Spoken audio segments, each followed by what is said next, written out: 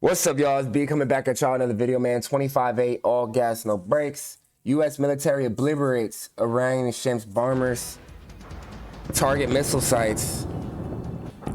Ay, ay, ay. Welcome to war.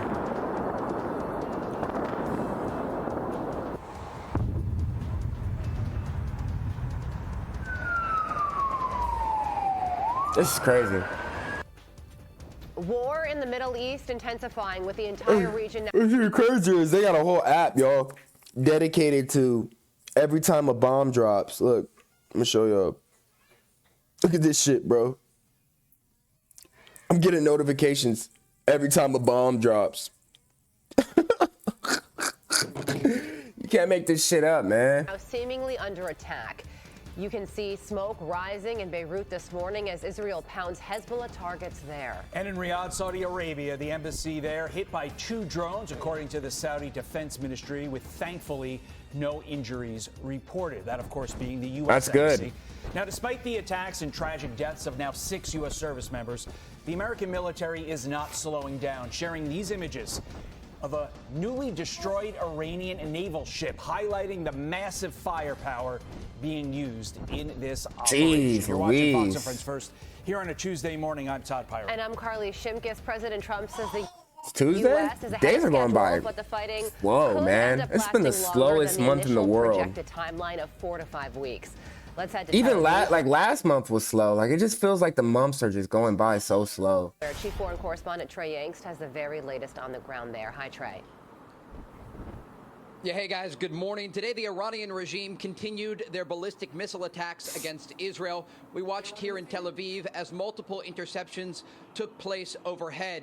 We know also overnight the Israelis sent a number of troops into southern Lebanon. They say they're just a few hundred meters into the country, and this is meant to be a defensive posture against the Iran-backed terror organization. They are concerned about the possibility of cross-border attacks now that the northern front with this Iran-backed group has opened. The Israelis responding with more airstrikes against the Lebanese capital of Beirut, going after Hezbollah positions in the This is the same guy from last time in that fucking press neighborhood. bulletproof Overnight, vest. I spoke with Israel's former defense minister Yoav Gallant, who gave his thoughts on the developing war. The coming weeks will shape the coming decades in the Middle East. Wow, it's and in deep. this part of the world, and I believe that this should be done precisely according to the plan. We need to finish the job. Apparently, you can go from 0 to He a said, "I complete believe." site in That's a just strong single statement, prompt chat. with Wix Harmony. I don't know if this is going to be possible. Gallant telling Fox News that this opportunity is a historic one for the Iranian people, but the Israelis are also looking at the Gulf countries that are getting hit hard. Overnight, we know the U.S. Embassy in Riyadh, Saudi Arabia, was hit with 2 Iranian drones. Images I showed definitely don't support war, but I invested on it. building on fire. There were no injuries reported because the embassy was evacuated, but there is a defensive posture now developing between these countries that will need some assistance to shoot down the incoming fire. Vice President J.D. Vance was on Fox overnight, and he discussed what the timeline for this conflict looks like. There's just no way that Donald Trump is going to allow this country to get into a multi-year conflict with no clear end in sight and no clear objective. He's defined that objective as Iran cannot have a nuclear weapon and has to commit long-term to never trying to rebuild their nuclear capability. Israel's Prime Minister Benjamin Netanyahu was on Hannity last night, and he said that the Iranian regime was weeks away from being immune to the ability to take out their nuclear and missile programs, and that is why this operation had to take place now. Todd, Carly? Trey, yesterday I listened with interest as you reported that Hezbollah has 11 to 12,000 rockets and missiles in their That's a arsenal, lot. 6,000 in range of Israeli population centers, which is just 20% of their pre-war rocket amount.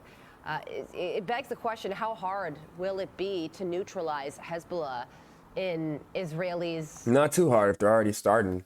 minds, and what is their thinking as a result of all of these numbers? This is going to be incredibly challenging for the Israeli Air Force because Hezbollah has had decades to embed itself not only in southern Lebanon, but also in the Bekaa Valley in the north and deep into the capital of Beirut. They do have an advantage here, and that's because they were at war with Hezbollah for the past 2 years, and they've been striking the organization. So basically, it's like the USA is just helping Israel take out their enemies. So then one day, Israel can be USA's biggest enemy.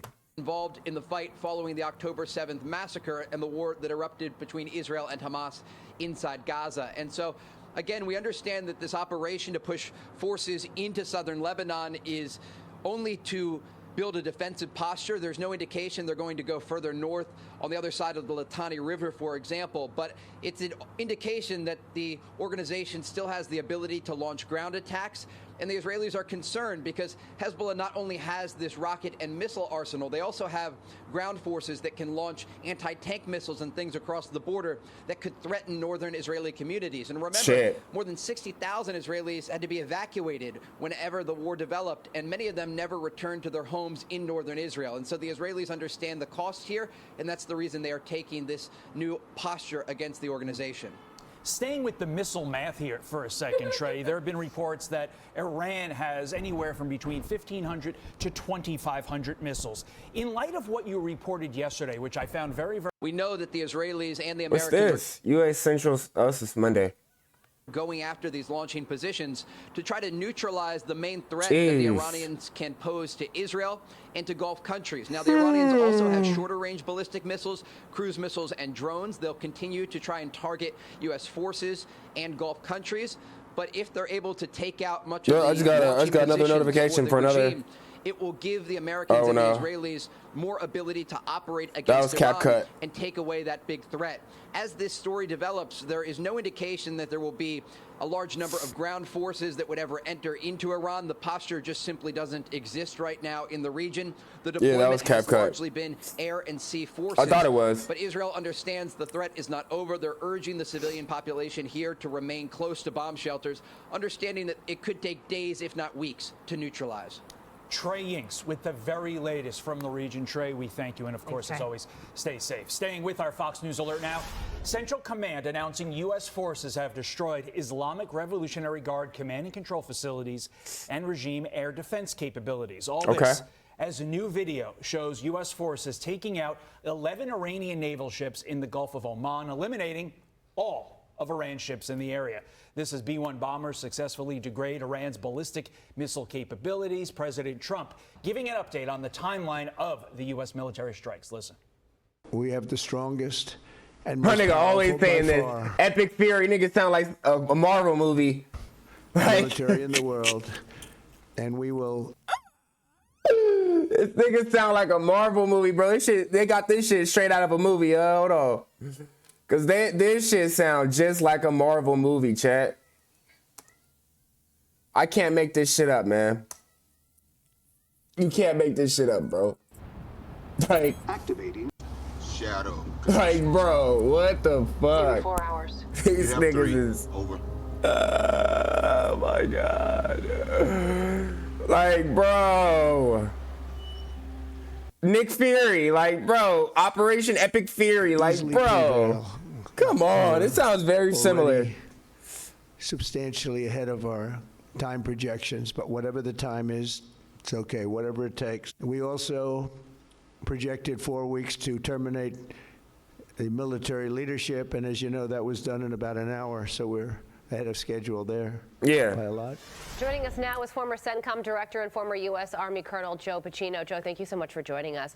So the president also says that he is not ruling out ground troops, sending troops in on the ground. Give us a sense of what you believe that could look like.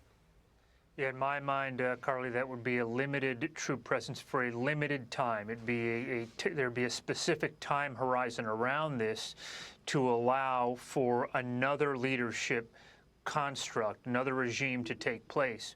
And so perhaps you're putting in that yesterday. This shit is insane, bro. Right? We're done. I think a limited troop plane presence looks good perhaps to allow ability, and all this has happened. All right, don't forget to like, comment, subscribe. I'll be back to our next video. I'm gonna upload these videos and get some shorts out, and then be back on in a bit. I'm out of here, y'all. Love y'all, man.